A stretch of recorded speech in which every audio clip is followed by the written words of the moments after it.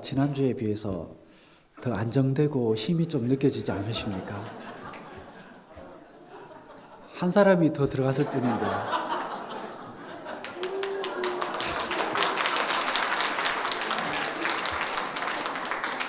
뭐 그렇다고 박수 받을 일은 아닌 것 같은데. 예, 감사합니다. 임시입니다, 임시. 임시직 잘 감당할 수 있도록 기도 많이 해주십시오. 우리는 어떤 사람을 보며 실망할 때가 있습니다. 저 사람 정치인답지 못하게 왜 저러지? 공인이면 공인답게 처신해야지. 왜 저런지 모르겠네 하는 한탄을 내뱉을 때가 있습니다.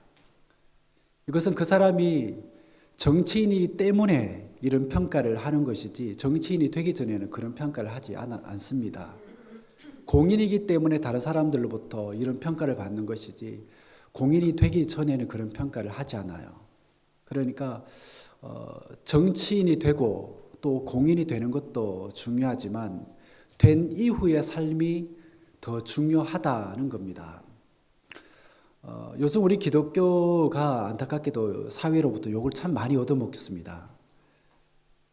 그런데 기독교가 전파된 그 초기 시절을 보면 사회로부터 참 많은 칭찬과 칭송을 얻었어요. 잘한다는 말을 많이 들었습니다. 사람들 마음에 그 따뜻함을 참 많이 주었어요. 세상으로부터 얻을 수 없는 그 감동을 참 많이 주었습니다. 왜 그런가 하면 사회를 선하게 변화시킬 뿐 아니라 사람들의 마음에 희망과 용기를 주면서 그야말로 살맛 나는 세상을 향한 눈을 뜨게 주었기 때문에 그렇다라는 겁니다. 그처럼 기독교는 우리 민족에게 참 선한 영향을 많이 미쳤습니다. 그 중심에 교회 다니는 사람들, 그러니까 교인이 차리하고 있었습니다. 마을에서나 직장에서나 어떤 모임에서 교회 다니지 않는 사람들보다 더 선하게 삶을 살았기 때문입니다. 교회 다니지 않는 사람들보다 더 희생적이고 더 정직하며 더 성실하게 삶을 살았기 때문에 세상으로부터 그 좋은 소리를 들을 수 있었던 것이죠. 낙후되고 가난한 사회를 위해서 사랑의 마음으로 끌어안고 그 사회를 위해서 희생하고 헌신했기 때문입니다. 이것은 예수를 모르던 사람들이 예수를 믿고 난 이후의 삶이 선했고 복이 좋았기 때문에 가능했던 것입니다. 즉, 이 땅에서 그리스도인으로 살 때에 어떻게 사는가가 참 중요하다라는 그런 이야기예요. 신앙에서 구원이라는 것은 참 중요하고 또 간과할 수 없는 대단히 중요한 내용입니다. 하지만 구원 그 이후의 삶, 그러니까 내가 예수 믿고 구원받고 나서 하나님의 품에 안기는 그 순간까지의 삶의 시간들을 어떻게 사는가, 그러니까 구원받는 것도 중요하지만 구원받은 이후의 삶이 더 중요하다라는 그런 이야기입니다. 그래서 우리 신앙생활 전체를 두고 볼 때 구원받는 것은 뭐 5% 정도에 불과하고 나머지 95%는 구원받은 그 이후의 삶이라고 할 수가 있습니다. 물론 그 5%가 없이는 95%는 있을 수가 없지요. 그렇기 때문에 그 처음 시작하는 5%가 굉장히 중요합니다. 그럼에도 불구하고 너무나 많은 사람들이 교회에 다니면서 그 5%에 해당하는 구원 문제를 분명하게 해결하지 못한 채 다니는 것을 보게 됩니다. 한평생 교회 다니면서 집사가 되고 또 장로가 되어서 열심히 일을 하고 열심히 섬기기는 하는데 구원 문제가 나오면 어물어물 그냥 넘어가려고 하는 사람들이 너무 많아요. 그러나 이 문제는 그냥 그렇게 넘어갈 만한 문제가 결코 아니에요. 나의 영원한 운명에 걸린 문제이기 때문에 그렇습니다. 구원 문제에 있어서 애매하고 또 아리송하고 헷갈리면 분명하게 해결하고 난 후에 신앙생활을 시작을 해야 됩니다. 그러나 5%에 해당하는 구원받는 것만으로 신앙이 끝이라고 생각해서는 안 돼요. 그것만으로는 만족해서는 안 됩니다. 그게 만족하거나 그것으로 끝이라고 생각하면 더 중요한 나머지 95%는 없는 것이기 때문에 그런 겁니다. 구원에만 집중하고 또 구원에만 관심을 두는 것도 위험하지만 구원 이후의 삶을 무시하는 것은 똑같이 위험하다는 것을 우리 알아야 됩니다. 구원은 마치 어린아이가 태어나는 것과 같아요. 어린아이가 태어나고 난 후에 초등학교 들어가고 중학교 그리고 고등학교 대학교 등 30년 정도의 시간을 살아내면서 시집가고 또 장가도 가지 않습니까? 영적인 것도 마찬가지예요. 구원을 받고 나서 비로소 영적인 성장이 시작이 되는 겁니다. 구원받은 그 이후에 비로소 자라날 수가 있다라는 것이죠. 그렇기 때문에 구원과 양육은 둘 다 제대로 되어져야 됩니다. 그런 측면에서 구원받은 후의 삶이 바로 되느냐 안 되느냐 하는 것은 어찌 보면 취할 것은 취하고 버릴 것은 버리는 것이다 라고 할 수가 있습니다. 그런 관점에서 오늘 우리가 함께 읽은 이 말씀을 통해서 이 말씀에 기록되어져 있는 이스라엘 백성의 그 영적인 타락을 바라보면서 우리가 바른 신앙생활을 하기 위해서 어떤 것을 버려야 할지를 발견할 수 있기를 원합니다. 집안을 청소하는 분들을 보면 이렇게 자주 외칩니다. 여러분들 집에서 보면 주로 집안 청소를 하시는 분들이 계시죠. 저도 자주 이 공기청소기를 미는데 보면 꼭 마음에 안 드는 그런 또 이 상황들이 있어요. 그래서 누가 이거 어지럽힌 거야? 누가 이거 버렸어? 이런 짜증 섞인 말들을 곧잘 하지 않습니까? 정말 그렇나요? 그러니까 집안을 깨끗하게 유지하기 위해서는 청소를 잘 해야 하지만 또 뭐를 잘해야 한다는 거예요? 그죠? 쓰레기를 또 잘 버려야 하는 거죠. 쓰레기를 잘 버려야 됩니다. 근데 우리 집에 있는 막내 산이는 쓰레기를 잘 안 버려요.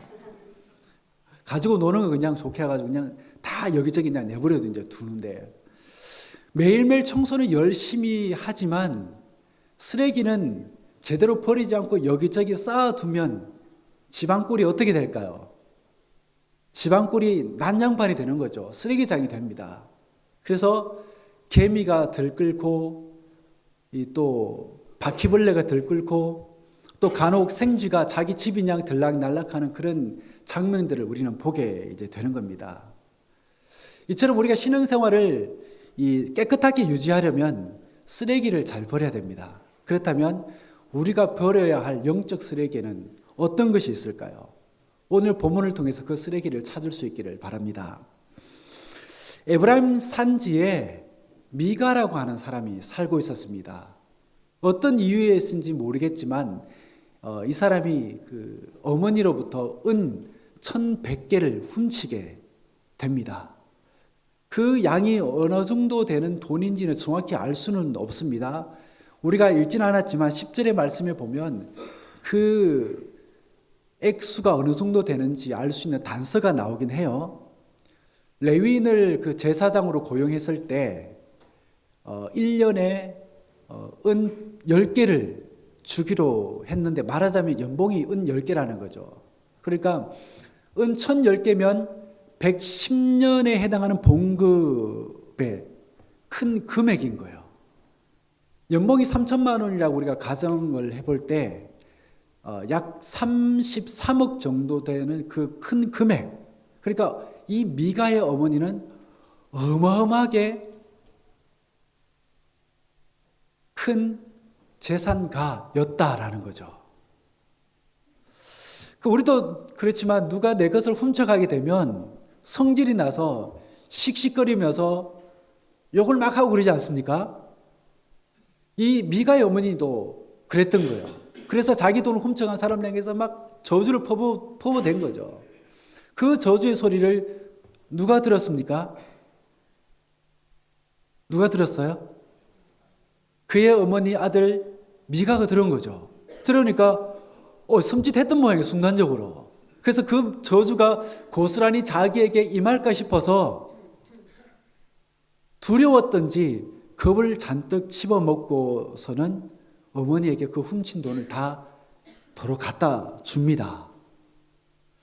2절 하반절에 보니까 그런 자신의 아들을 어머니가 복을 빌어주는 장면이 나와요.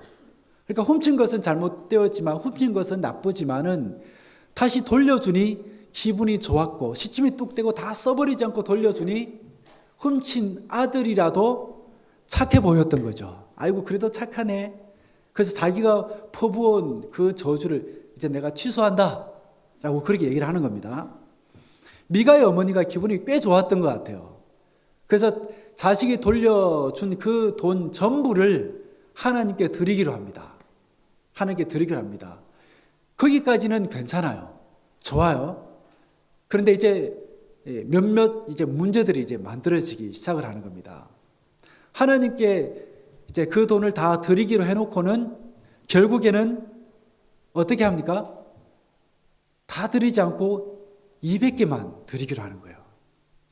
3절에 보면 우리말 성경에는 뭐 분명하게 드러나 있지는 않지만 히브리어 원문에서는 그것을 온전히 하나님께 드리겠다라는 표현으로 나와 있어요. 그런데 4절에 보니까 실제로 다 드리지 않고 200개만 드립니다. 그것도 200개를 온전히 하나님께 드리기로 한 것이 아니고 우상을 만들기로 한 것이죠. 그러니까 하나님이 제일 싫어하는 우상을 만들기로 한 거예요. 자, 지금의 우리가 볼 때는 이 미가 어머니가 취하는 이 행동들을 여러분들 이해를 할 수 있겠습니까? 이해가 잘 안 되잖아요. 어쩜 그럴 수 있냐라고 생각할 수 있다라는 거예요. 하나님께 드리겠다고 하면서, 하나님을 위해서 무언가 하겠다고 하면서 어떻게 하나님께 드린 것으로 그것도 우상을 만들 수 있냐 하는 어처구니 없는 그런 질문을 우리가 하게 된다라는 겁니다. 바로 그것이 그 당시의 종교적인 분위기였다는 거죠. 그러니까 미가의 어머니가 취한 이런 행동은 그 당시 이 영적인 분위기가 어떠했는지를 분명히 우리들에게 보여주고 있는 거예요. 그 당시 이스라엘 백성들은 영적으로 어두웠고 무지했기 때문에 그들이 가질 수 있었던 이 신앙의 한계를 지금 우리들에게 보여주고 있는 거예요. 그 당시 대다수의 사람들이 이와 같이 잘못된 신앙관을 가지고 조금의 그림깃도 없이 그런 모습을 가지고 하나님께 나아갔던 거예요. 그리고는 아들 중 하나를 제사장으로 세워서는 우상을 돌보게 합니다. 이를 가리켜서 6절에서는 이렇게 기록을 합니다. 그때에는 이스라엘에 왕이 없었으므로 사람마다 자기 소견에 옳은 대로 행하였더라. 이것이 그 당시 사회적인 분위기였어요. 뿐만 아니라 그 분위기가 사람들의 신앙에까지 깊이 영향을 미쳤던 겁니다. 그러니 그들 모두는 자기 생각에 좋을 대로 하며 사는 것이 몸에 배어져 있었던 것이죠. 그러니 우상을 만들어 섬기면서도 이를 잘못된 것이라고 생각을 하지 않고 그렇게 살아왔던 겁니다. 우상을 섬기는 것이 아니라 하나님을 섬기는 것이라고 생각을 했던 거예요. 그렇게 믿었기 때문에 그들은 이런 행동들도 서슴지 않게 했던 것이고요. 그것이 무엇이냐? 바로 자기 방식의 신앙이었다라는 겁니다. 자기 방식의 신앙. 그런데 그 결과가 어떠했을까요? 그들은 옳다고 생각했지만 실제로는 하나님께 속한 것을 도둑질한 것이었습니다. 그것도 은 900개를 훔쳤고 뿐만 아니라 하나님을 섬긴다고 하면서 우상을 만들어 섬긴 거예요. 참으로 슬픈 모습이 아닐 수가 없습니다. 우리 삶에는 기준이라는 게 되게 중요하잖아요. 기준. 그 기준을 세워놓으면 그 기준대로 내가 어떻게든 살아가려고 몸부림을 치는 거예요. 그러면 내가 잘못할 수 있는 거, 내가 실수할 수 있는 것들을 최소화시켜서 좀 더 나은 삶을 살 수 있고 좀 더 나은 나 자신을 만들어갈 수 있기 때문에 기준이라는 것은 굉장히 중요합니다. 그 기준에 도달하는 어떤 물건에 표기하는 마크를 여러분들 뭐라고 하죠? KS, KS 또는 품자. 제가 최근에 뭔가를 받았는데 그 물건에는 뭐가 새겨져 있냐? KS라고 붙여져 있었어요. 아주 괜찮은 물건이라는 거죠. 그것이 의미하는 것은 뭐냐? 이 물건은 믿고 구입해도 좋다라는 겁니다. 우리가 어떤 물건을 만들 때 아니면 어떤 사람을 선반할 때 일정한 기준이 있을 때 일정한 물건을 만들어낼 수가 있고 또 사람을 선발할 수가 있는 겁니다. 과거 기사인데 2006년 6월에 이 다국적 기업인 3M에서 이 경기도 화성에 1억 4천만 달러를 신규 투자하기로 결정을 했던 적이 있었습니다. 이 3M에서 뭐 1억 이상 투자하는 것은 굉장히 드문 경우라고 얘기를 합니다. 이 회사는 뭐 사무용품이나 산업 소재를 만드는 그런 다국적 기업인데 중국이나 또 싱가포르에서도 이 회사를 유치하려고 굉장히 노력을 했지만 결국에는 경기도 화성으로 이제 결정이 된 거예요. 그 이유가 뭘까요? 그 이유가 무엇이냐면 한국 3M에서는 직원을 잘 뽑아서 철저히 교육을 시켰고 외국 회사에 치지 않겠다라는 그런 다짐으로 열심히 일을 했다고 합니다. 그러면서 정말 인류 제품을 반값에 만들게 되었고 또 시간도 반으로 단축시키는 데 성공을 했다고 합니다. 나주 공장에서는 이 세계에 있는 이 3M 공장 가운데 유일하게 생산직 사원들이 6시그마, 그러니까 제품 불량품 100만 개 중에서 3, 4개로 줄이는 교육을 시켰다라고 합니다. 선진국이었던 이 일본도 한국 3M을 벤치마킹할 정도였다고 합니다. 그러니 뭐 3M에서 이제 일본에도 투자하는 것을 줄이는 판국에 한국에서는 오히려 더 투자를 늘리게 되었던 것이고요. 이렇게 높은 기준 때문에 좋은 상품을 만들어낼 수 있었을 뿐만 아니라 주변으로부터도 인정을 받을 수 있었다. 그런 이야기입니다. 여러분, 우리 신앙도 마찬가지예요. 우리 신앙도 마찬가지입니다. 바른 신앙이라는 것은 절대로 내 소견에, 내 기준에 좋은 대로 하나님을 섬기는 게 아니에요. 그것은 아예 신앙도 아닌 것입니다. 내 방식대로 하나님을 섬기면 결국 그 인생은 하나님과 원수가 되는 것이고 결국에는 그 인생은 우상을 숭배하다가 끝나버리는 인생이 되고 마는 거예요. 여러분, 우리가 기본기가 참 중요하다는 말을 많이 하지 않습니까? 기본기가 중요하다는 말을 참 많이 하게 되는데 우리가 어떤 운동을 배우게 될 때 그 운동의 기본기를 잘 배우고 다지는 것이 참 중요해요. 그런데 그 기본기를 배우려고 하기보다는 화려한 기술을 조급하게 빨리 배우려다 보면 실력도 빨리 늘지도 않고 그 실력의 향상이 되는데도 금방 그 한계를 드러내고 만다라는 겁니다. 이 자리에 계신 여러분들은 어떻게 이 신앙의 기본기가 잘 갖춰져 있으십니까? 그 기본기 중에 정말 중요한 내용을 오늘 말씀은 우리들에게 들려주고 있습니다. 이 말씀을 여러분들 마음 가운데 새기시고 신앙의 세월이 거듭되면 될수록 신앙의 성숙함이 여러분들의 그 세월 속에 묻어나서 더욱더 아름다운 열매를 맺어갈 수 있게 되기를 간절히 바랍니다. 여러분이나 저나 우리 모두는 구원받는 그 순간 내 생각을 포기한 사람이어야 됩니다. 내 생각을 포기한 사람. 예수를 알기 전까지는 자기 방식대로 살았더라도 예수를 알고 예수를 믿기 시작한 그 순간 그 사람 내 삶의 방식을 포기하고 누구의 삶의 방식으로 누구의 중심으로 삶을 살아야 되느냐? 바로 예수의 삶의 중심으로 살아내야 되는 겁니다. 이전까지는 자신의 삶의 기준을 가지고 그 가치관을 가지고 살았더라도 구원받고 난 그 이후의 삶부터는 자기 삶의 가치관을 내려놓아야 됩니다. 그렇게 내 삶의 방식을 내려놓고 또 그렇게 신앙생활을 하기를 원하면서 할 때는 바른 신앙생활을 그때서부터 시작할 수가 있는 거예요. 환자가 병을 고치기 위해서 의사의 판단과 방식을 온전히 받아들여야 하는 것처럼 우리 모두는 자기 생각을 고집해서는 안 됩니다. 여러분, 의사가 가장 고치기 힘든 환자가 어떤 환자인지 아시죠? 여러분 주변에 그런 사람이 있을 수 있습니다. 내 남편이 될 수 있고 내 고집센 아내가 될 수가 있습니다. 내 병은 내가 다 알아. 그런 사람 있죠. 반의사. 그런 사람 무섭습니다. 아무리 얘기를 해도 듣지를 않으니까. 그렇게 얘기를 하면서 자기 방식을 고집을 하게 되니까 의사가 얘기를 해도 듣지도 않아요. 의사가 처방한 것도 듣지도 않습니다. 그런 환자를 고치기 제일 힘들다라고 얘기를 합니다. 이와 같이 한 명의 예외도 없이 모든 그리스도인에게 있어서 하나님의 기준만이 최고의 기준입니다. 그 기준은 바로 하나님의 말씀이고요.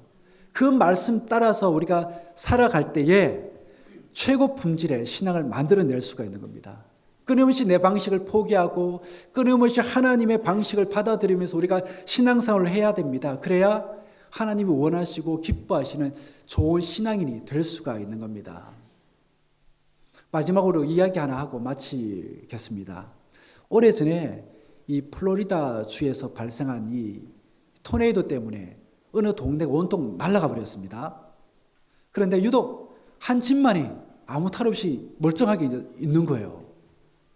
다른 집들은 뭐 날아가고 뜯기고 또 무너지는 상황 가운데에서도 이 집만이 그대로 건재하니까 전국에 있는 TV와 이게 방송국 뭐 이런 매체들이 이제 초점이 된 거죠. 그래서 기자가 이 집 주인에게 묻습니다. 다른 집들은 다 뜯기고 날아가고 막 무너지는 상황 가운데 어떻게 당신의 집만 이렇게 건재하는 겁니까? 예, 이 건물은 제가 지었습니다.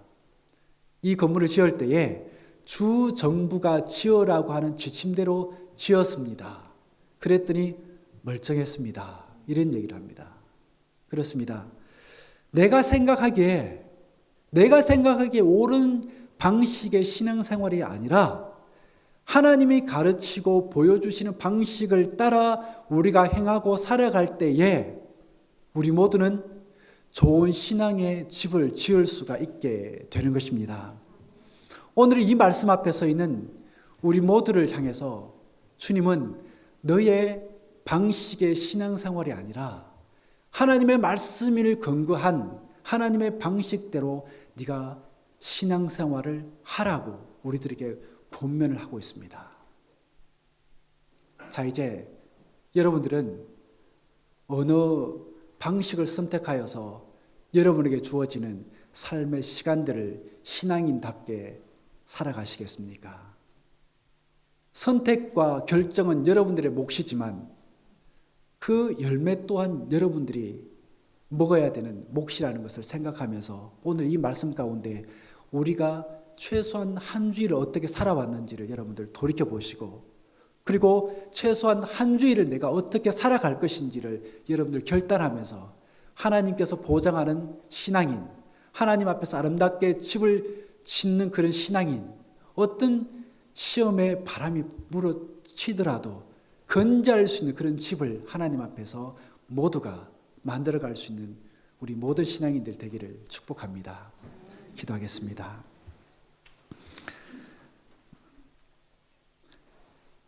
신앙생활을 한다고 하면서도 여전히 주님을 중심으로 살기보다 내가 중심이 되어 나의 방식과 내가 좋아하는 대로 살아온 지난 날들은 아니었습니까?